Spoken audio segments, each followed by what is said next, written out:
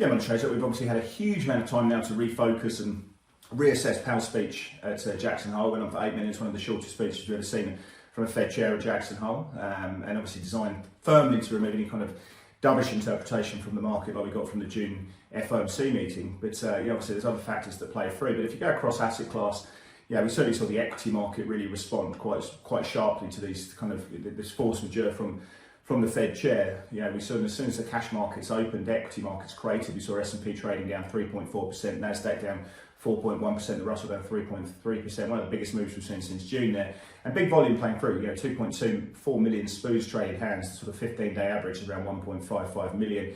A bit of hedging playing through. We saw the VIX trade up 3.8 vols into 25.6%. So that's an interesting one, and therefore we look for Asia today to open about 1.5% weaker on that situation. Not a huge amount of moves coming through in the rates market. Fed funds were largely unchanged going to April, which is kind of like the terminal rate. We saw that ticking up a touch to 3.79. 2-year treasuries are closing up 3.39. A bit of vol around the actual the speech itself. We saw it trading at about 11 basis point range, but ultimately ticking up 3.39 on the close there. We did see a bit of a move in real rates. 2-year real rates closed up 18 basis points into 61. And you can see that's been a strong trend up. So that's where we have seen some volatility. So maybe that's what the equity market looked at. 5-year real rates were up 11 basis points. The dollar was unchanged, pretty much up about 30 basis points or so, but largely supported to an extent by the fact that the euro got to 1.0090 on the idea of this Reuters article going around about potentially raising 75 basis points. We saw gold under a bit of pressure, trading down 17.34, and the high beta FX plays Aussie and Kiwi under a bit of pressure there as well. Now, what are we looking for this week?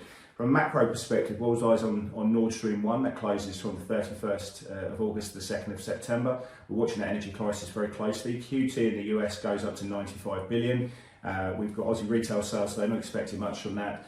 We know we've got Fed speakers from the tune of Brainard and Williams. We'll be watching that very closely. We've got China PMI and ECB speakers coming through. On the data side, it's ISM manufacturing numbers and also payrolls number. Could seal the deal for a 75 basis point hike in that September meeting.